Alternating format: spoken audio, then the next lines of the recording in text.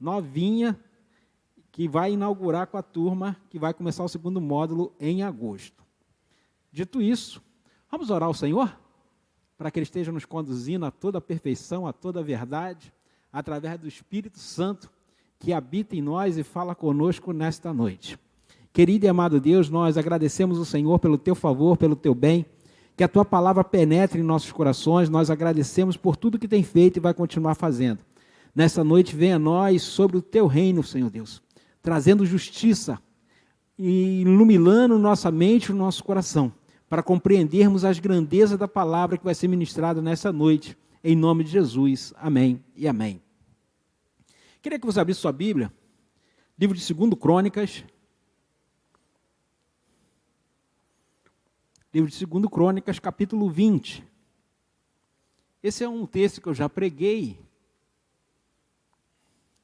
e eu gosto muito desse texto. E aí o nosso tema é o que fazer quando a má notícia chegar. A Bíblia ela nos orienta das atitudes que precisamos tomar quando isso acontece. E nós vamos ver como esse personagem aqui, que nós vamos ver nesta noite, reagiu diante destas notícias. O que ele fez e o que nós possamos tirar aqui de proveitoso nesta mensagem. Então, texto aí de 2 Crônicas, diz para nós assim no versículo 1 até o versículo 3, parte A.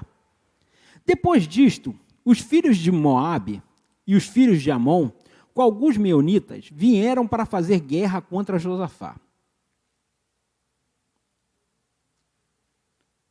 NA, por favor. Então vieram alguns que avisaram a Josafá, dizendo: uma grande multidão está vindo contra Judá, do outro lado do Mar Morto da Síria. Eis que já estão em Azote Tamar, que é em Gedim. Então Josafá teve medo e decidiu buscar ao Senhor. Josafá teve medo. O que fazer quando a má notícia chegar? A primeira coisa que nós precisamos fazer quando a má notícia chega até nós, nós precisamos ser realistas. Nós vivemos num mundo que muitas pessoas vivem como Alice. Não é Alice neta do pastor, é Alice no País das Maravilhas. A família está destruída, os filhos estão na droga, na prostituição, o casamento está arruinado e você vira para o sujeito diz o quê? Só vitória. Ele está sendo realista? Não, pastor, ele tem fé. Não, gente, isso não é fé, não. Fé é quando você não está vendo algo que você almeja, mas se o seu casamento está destruído, a família está destruída, e você diz que é só vitória, você não está sendo realista. Você está sendo um sonhador, mas um sonhador que não é um sonhador que Deus exige que nós sejamos. Que nós não estamos conseguindo compreender aquilo que está nos cercando. Então, o que Josafá fez diante de uma má notícia? Ele teve medo. 3 exércitos contra ele. Não dava para se defender sozinho. Ele vai dizer, não, isso é mole para a gente? Não. Ele teve medo. O medo é um artifício natural do ser humano diante de uma situação que ele não consegue lidar, que ele não consegue resolver. Então, é um mecanismo de defesa, você ter medo diante de uma situação que você não consegue dar conta. Quando esse medo passa a ficar descontrolado, aí é um sinal de patologia. Mas o medo é natural. Então, Josafá ele é realista diante da situação que ele está vivendo. Ele tem medo.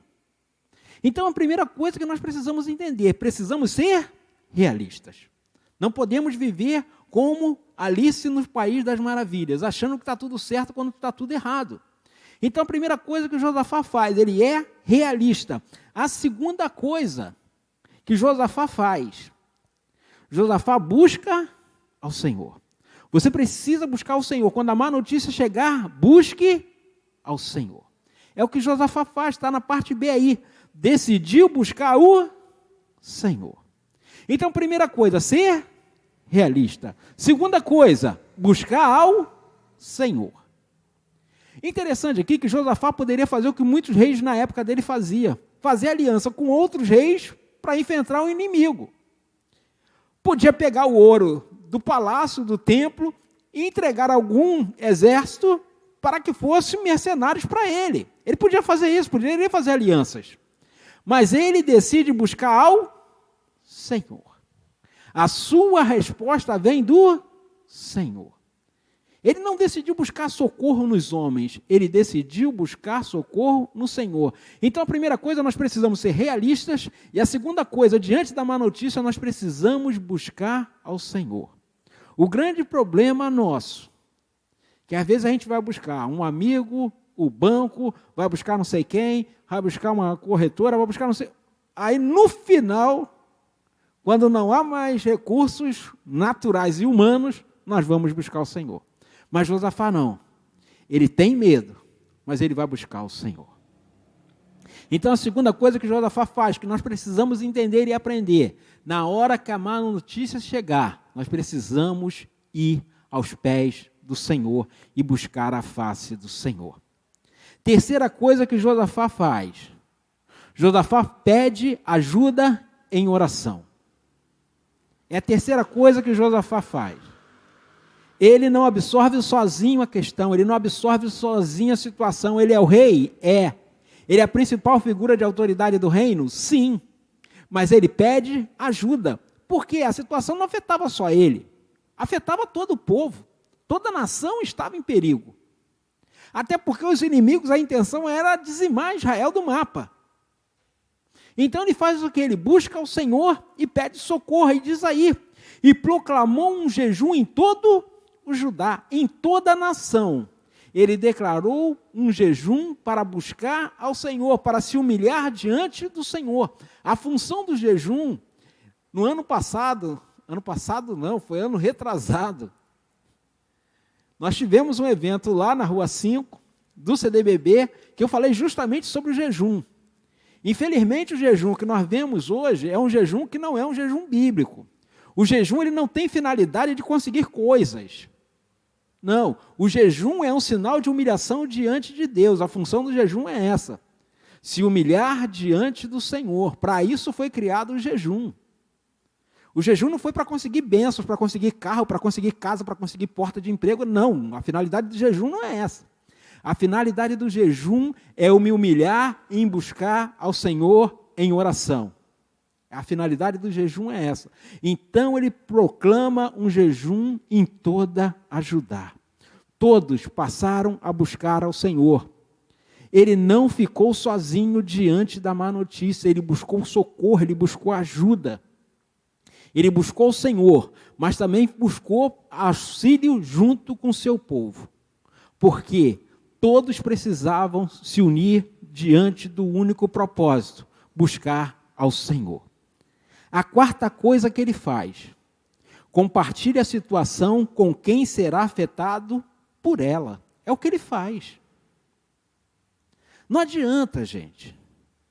Tem pai de família que é o seguinte, a empresa fala assim, vamos precisar reduzir o salário. Aí ele chega em casa e não fala nada. A família não sabe de nada, o pessoal continua consumindo e gastando da mesma forma. Ganhava 5 mil, vai passar a ganhar 3. Dá para continuar gastando da mesma forma? Não. Mas todas as pessoas da casa precisam saber da situação. Então a pessoa fica tentando empurrar com a barriga, fica tentando dar um jeito, que vai melhorar, vai. Mas tudo tem um prazo, tudo tem uma programação. Então os fatos precisam ser comunicados, precisam ser compartilhados, e é isso que ele faz. Ele diz aí no versículo 4, então Judá se congregou para pedir socorro ao Senhor. Também de todas as cidades de Judá veio gente para buscar o Senhor. Das cidades vizinhas de Judá, vieram todos a Jerusalém para buscarem o Senhor no seu templo. Então Josafá, ele não fica naquela, vamos fingir que nada está acontecendo. Vamos dar um jeito, não vamos alarmar o povo. Não. O povo precisa entender que é hora de buscar ao Senhor, estavam diante de uma grande ameaça que ele não conseguia dar conta. Então Josafá compartilha a necessidade junto com os demais. E aí ele fala, ele busca o Senhor, ele proclama um jejum. E aí as pessoas respondem, porque o rei está mostrando que ele é um ser humano comum. Que ele não é um super-herói. Ele é um ser humano comum, ele sente medo, ele tem necessidades, ele pede socorro, ele pede ajuda. Então nós precisamos aprender que no tempo mau, que no tempo difícil, na hora da má notícia, nós precisamos pedir ajuda. Não, se eu pedir ajuda, se eu pedir oração a alguém, e a pessoa vai dizer que eu tenho pouca fé, que eu sou fraco na fé. Gente, nós somos crentes, nós somos irmãos em Cristo. A sua dificuldade, o seu problema, também me pertence, porque nós somos um em Cristo. Se a sua dor não me atingir, se a sua dor não for compartilhada por mim, então a gente é outra coisa, não é igreja. Se o seu sofrimento não faz diferença na minha vida, a gente é outra coisa menos igreja.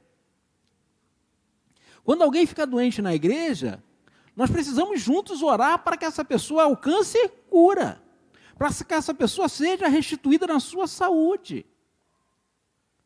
Porque quando nós somos um corpo, quando o dedinho está doendo, incomoda os demais? Sim, gente. Tem gente que acha que o dedinho não tem finalidade, o dedinho do pé. Tem gente que acha que não tem finalidade. Tem gente que acha que só serve para ter calo, não é isso? Tem gente que é assim. O dedinho serve para o equilíbrio. Uma pessoa sem dedinho, a possibilidade dela cair é muito grande. Isso é anatômico. A pessoa precisa dele para equilibrar todo o corpo. Parece brincadeira, mas não é. Então, todos são necessários no corpo. Então, quando nós compartilhamos a nossa dor, a nossa questão, mas não é compartilhar com qualquer um também não, gente. Precisa compartilhar com quem tem foco, com quem tem objetivo, com quem ora, com quem busca. Compartilhar para botar lá no quadro, não. Tem que compartilhar com quem busca, com quem é íntegro, com quem tem fidelidade com o Senhor. Então ele busca e o povo responde, porque vê que o rei está em oração, está buscando ao Senhor. E aí todos vêm a Jerusalém congregar diante do Senhor. O ponto 5. Diante da má notícia, o que Josafá faz? Você precisa, como Josafá, reconhecer suas limitações diante de Deus e fazer dele a sua esperança. É o que Josafá faz. Josafá reconhece a sua limitação, a sua debilidade diante da situação. Não dava para enfrentar 3 exércitos de uma vez só. Era impossível para ele não tinha como dar resposta. Ele não tinha como vencer essa batalha. E aí Josafá reconhece isso quando ele está orando ao Senhor, ele congregou todo o povo em Jerusalém. E aí ele ora diante do povo e ele vai dizer no versículo 6, ó Senhor de nossos pais, não és tu o Deus do céu, que domina sobre todos os reinos dos povos? Na tua mão está a força e o poder, não há quem possa resistir. E aí no versículo 12 ele diz assim, ó nosso Deus, acaso não executará juízo contra eles? Porque em nós não há força para resistirmos a essa grande multidão que vem contra nós. Não sabemos o que fazer, mas olha agora, mas os nossos olhos estão postos em ti. Nós não temos o que fazer, não sabemos o que fazer, não sabemos como vencer esse exército que vem contra nós. Mas a nossa esperança, os nossos olhos estão em ti. Não temos o que fazer, o nosso exército não consegue dar conta, os nossos homens não são capazes de vencer essa guerra. Mas a nossa esperança é o Senhor. Ele reconhece a sua fragilidade, as suas fraquezas, mas reconhece que a esperança dele é o Senhor. Então, querido, reconheça a sua fraqueza, mas reconheça que a sua força vem do Senhor. E a alegria do Senhor, a nossa força é, diante da má notícia, não se acovarde, mas busque socorro, busque ajuda. Busque diante do Senhor, reconheça a sua fragilidade, reconheça que você não consegue dar conta, reconheça que você está tentando, nadando, e não consegue chegar na areia, não consegue chegar na praia. Você vai se afogar. E aí você precisa do socorro do Senhor. E aí Josafá diz: Senhor, não sabemos o que fazer, mas os nossos olhos estão em Ti. A nossa esperança é o Senhor. O sexto ponto aí para nós: diante da má notícia, continue adorando ao Senhor. Diante da má notícia, muitas das vezes, a gente começa a fraquejar. Diante das más notícias, muitas das vezes a gente começa a murmurar. A gente começa a reclamar em demasia, e muitas das vezes essa reclamação vai crescendo, e aí daqui a pouco vira uma murmuração. Diante da má notícia, os inimigos vinham, já estavam acampando nos arredores de Judá. E Josafá chama todo o povo, ajunta todo o povo, e aí chama os sacerdotes e os levitas. E aí ele vai lá na lei do Senhor, diante da guerra. Moisés manda, primeira coisa para fazer: chame os sacerdotes, chame os levitas, tragam a arca do Senhor, tragam as trombetas, tragam os instrumentos e comece a louvar o Senhor, que o Senhor entrará na batalha a nosso favor.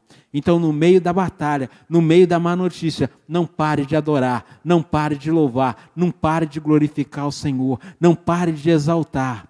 O problema é muito grande, a doença é incurável, o diagnóstico é contrário. Não pare de adorar ao Senhor, não pare de louvar ao Senhor. Josafá chama o povo, Josafá chama os sacerdotes, Josafá chama os levitas, todos vêm num único propósito: adorar ao Senhor. E aí você imagina, um comandante do exército, o rei deve estar de brincadeira, não é possível. O rei vai chamar uns camaradas para tocar instrumento, tocar trombeta, diante da guerra, mas era isso que o Senhor queria. O Senhor quer ser adorado por nós, mesmo no dia difícil, mesmo no dia mau, mesmo quando tudo está ruim. Louve ao Senhor. Tenha um novo cântico nos seus lábios. O salmista, no Salmo 96, ele diz para que o Senhor coloque sempre um novo cântico nos lábios dele. Nós precisamos ter sempre um cântico novo em nossos lábios. Cantai ao Senhor um cântico novo, cantai ao Senhor todas as terras, cantai ao Senhor, bendizei o seu nome, anunciai a sua salvação de dia após dia. Então é isso que nós precisamos fazer diante das más notícias. Está difícil? Tá, mas o Senhor é a nossa esperança. O Senhor é o nosso Jeová Nissi. Jeová Nissi diz: o Senhor é a nossa bandeira, o Senhor é o nosso estandarte da vitória, é Ele que nos promove, é Ele que nos faz crescer. Então nós precisamos entender que diante das más notícias, nós precisamos continuar louvando ao Senhor. Mesmo que a gente cante chorando, continue louvando ao Senhor. Mesmo que a gente cante com dores, continue louvando ao Senhor. Porque no tempo oportuno, o Senhor fará justiça a nós. O Senhor trará uma resposta favorável a nós. Você pode dar um aplauso ao Senhor? Aleluias! Louvado seja o nome do Senhor. No versículo 22 e 23 diz assim: no momento em que eles começaram a cantar e dar louvores, o Senhor pôs emboscada contra os filhos de Amon e de Moabe, e os do monte Seir, que vieram contra Judá, e foram derrotados. Enquanto eles estavam cantando e louvando, o Senhor colocou os próprios inimigos em emboscada. No domingo à noite nós cantamos uma canção nova, e aí diz, na canção que nós cantávamos, que é justamente baseado nesse texto, que enquanto o povo louvava, o Senhor estava lutando as batalhas dele, derrotando os inimigos. E aí, um pouco antes desse texto, o profeta levanta e diz, olha só, nesta batalha vocês não terão que guerrear, porque o Senhor guerreará em nome e por vós. Então, querido, nesta batalha, nessa dificuldade, o inimigo é maior do que você pode, o Senhor lutará por você. Neste tempo de dificuldade, o Senhor lutará por você. Nesse tempo difícil, o Senhor é o seu socorro bem presente na hora da angústia. Não tenha medo, não fique paralisado, porque grande é o Senhor, o Deus de Israel, que vive em nosso meio. Do mesmo jeito que Ele fez coisas no passado, Ele continua fazendo hoje. A presença do Senhor está entre nós. Nós não somos melhores nem piores do que Josafá. Mas uma coisa nós temos em comum, o mesmo Deus que ele buscou, que ele confiou, é o mesmo Deus que nós buscamos e confiamos. Então, se o Senhor fez por Josafá, o Senhor pode fazer por mim e por você. Porque nós sabemos que o Senhor continua atuando, Ele é o mesmo ontem, hoje e será para sempre. Então, Josafá, eles começam ali a buscar o Senhor, a louvar o Senhor, enquanto eles cantavam, o Senhor colocou seus inimigos em emboscada. E no versículo 23 diz assim, ele explica o que foi essa emboscada. Porque os filhos de Amon e Moabe se levantaram contra os moradores de Seir, para os destruir e exterminar. E quando tinham acabado com os moradores de Seir, atacaram e se destruíram uns aos outros. O Senhor colocou uma confusão na mente desses camaradas. Importante ressaltar que todos esses povos que eles citam aqui, Moabe, Amon e os moradores de Seir, é tudo parente. É tudo primo. Os moradores de Seir é primo de primeiro grau, que são os descendentes de Esaú. Então era primo de primeiro grau. E os de Moabe e de Amon são de segundo grau. Então assim, o problema aqui era tudo em família. Não eram inimigos estranhos. Era gente conhecida. Então, muitas das vezes, a má notícia vem por quem deveria trazer boas notícias. E aí a gente precisa entender que a gente precisa estar em alerta. Porque muitas das vezes as pessoas vêm, não, preciso te contar uma coisa. Aí vem com uma desculpa de como precisasse contar, mas aquilo vem trazer tristeza ao nosso coração. Em trazer uma amargura no nosso coração. Então a gente precisa estar atento. Porque em todo tempo vão se levantar situações adversas contra nós. Mas a nossa força vem do Senhor, a nossa força é o Senhor, a nossa esperança é o Senhor, a nossa confiança é o Senhor. Mesmo quando a má notícia chegar, olhe para o Senhor, porque é do Senhor que vem a nossa resposta. Então Josafá confiou no Senhor, o povo de Judá confiou no Senhor, o povo de Jerusalém confiou no Senhor. Eles levaram os músicos para tocar e adorar ao Senhor. Enquanto eles davam louvores, o Senhor destruiu os seus inimigos. E aí, qual é o resultado de ter a nossa esperança no Senhor? O que isso dá de benefício para nós? O que isso deu de benefício para eles? Pastor, os inimigos deles começaram a se matar, mas qual foi a vantagem? Qual o benefício? Aí vamos aqui falar capitalistamente. Qual foi o lucro disso tudo? Qual foi a vantagem disso tudo?